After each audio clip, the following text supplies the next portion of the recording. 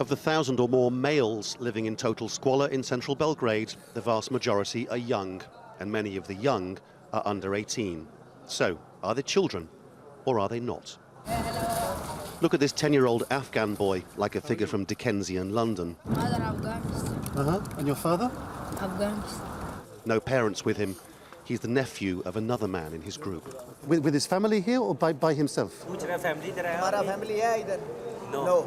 Only alone. Alone. Or this 13-year-old huddled round the fire, again with men not his father. They all have something in common. Their parents sent them to Europe.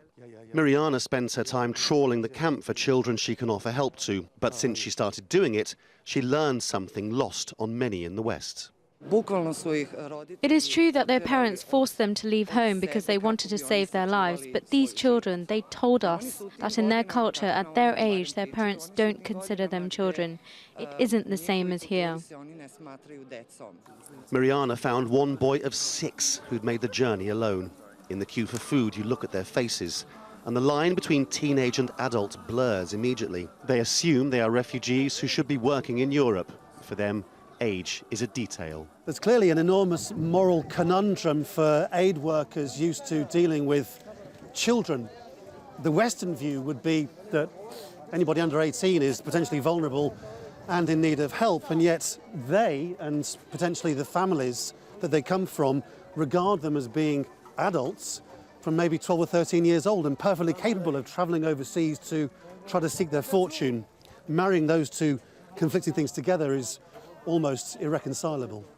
Still, there are those who want to offer children a childhood, and this centre is trying to give it back to them. Here, children with family further west are reunited, and they try to work out what to do with boys like this, all aged between 11 and 15. Their parents are either in camps in Turkey or at home in Pakistan and Afghanistan. They are just a child, you know.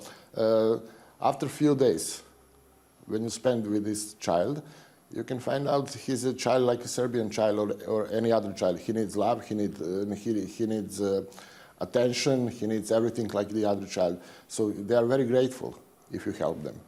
Ask the refugees how to keep families together, and they will say the answer is to open the borders, but that won't happen with attitudes in Europe as they are. It all demonstrates how vast is the continental divide over the rights of the child. Laurence, Al Jazeera, Belgrade.